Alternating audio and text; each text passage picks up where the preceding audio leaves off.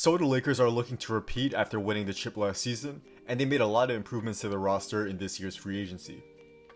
They somehow got even better, and I think they are easily the favorites to win the chip again if everyone stays generally healthy. So let's break down the Lakers starting lineup and rotations based on what I think Frank Vogel will do, the key acquisitions, the main rivals, and my predictions for their season.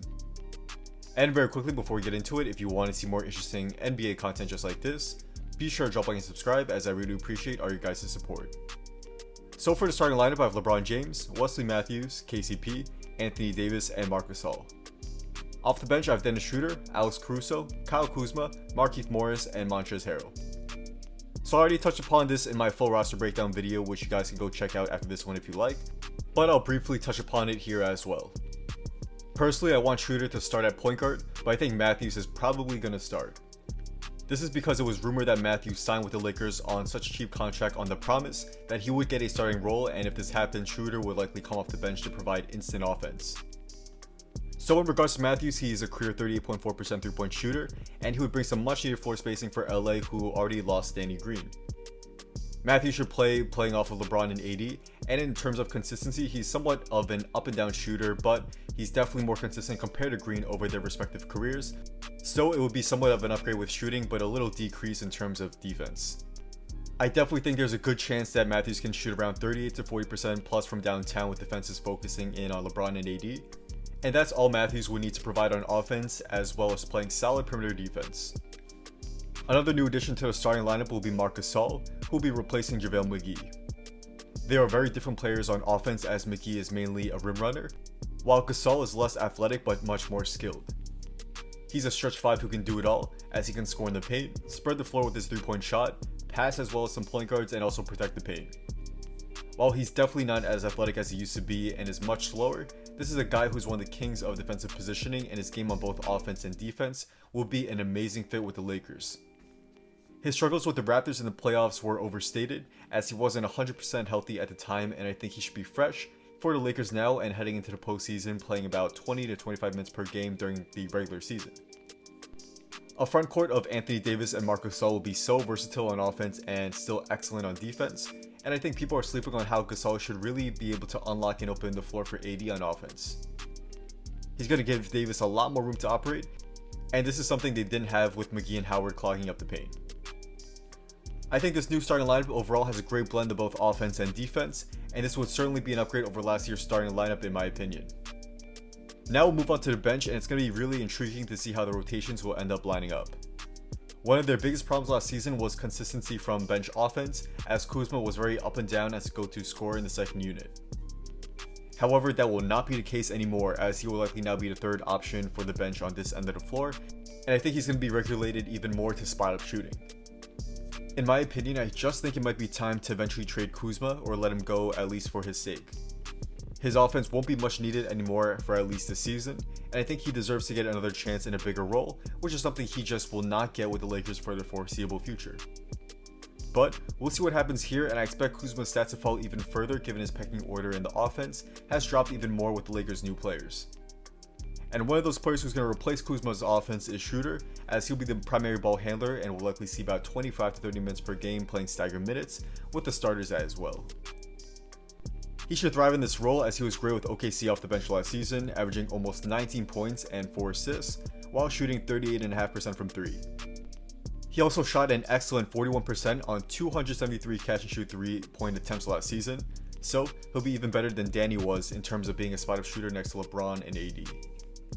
He would also run the second unit offense and be able to get his own shot and create baskets for others, and he would be a much more consistent option than someone like Dion Waiters, who, on a side note, I think the Lakers should potentially bring back if he's on a veteran's minimum contract and a third string guard.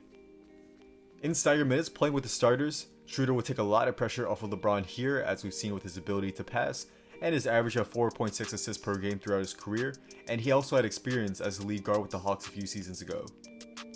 He'll be an amazing pick and roll partner for Harrell off the bench, and those two should absolutely destroy opposing team second units.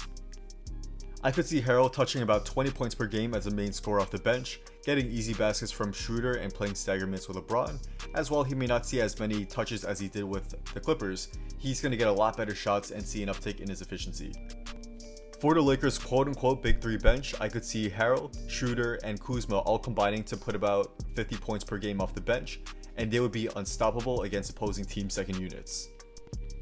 In regards to some of the Lakers' main rivals this upcoming season, these will probably be the Clippers, the Nets, and actually the Blazers. Even though the Clippers sucked in the playoffs last season, they still have Kawhi, so I'm not going to completely ignore them as a threat, but they really didn't make any significant improvements besides Ibaka and Luke Kennard if he stays healthy. They did not address their main problem of needing a main playmaker at point guard, so I think this is going to come back to bite them in the playoffs when things slow down. The Nets should be pretty scary with KD and Kyrie, but who knows how they'll look like with both guys coming off of injuries. I actually think the Blazers should be pretty good as well with Lillard, Nurkic healthy, and of course a new addition of Robert Covington, but I think the Lakers are still easily better. The West did get tougher, but I think the Lakers will still grade out as the best team in this conference. So overall, the Lakers have a really exciting season coming up with all the new upgrades they've made. I think they should have another big season, and I have them finishing with a 55-17 record and the second best record in the West. I don't have them at first since I'm expecting them to be careful giving LeBron and AD some breaks, given the short time off after the finals, but I still have them having one of the top records. And also, we'll see what they'll do with their final remaining roster spots, as I would love to see Dudley return and also see them pick up Glenn Robinson III. However, they do still need another third string point guard, and getting someone like Shabazz Napier, Reggie Jackson, or Jeremy Lin will be really solid as well.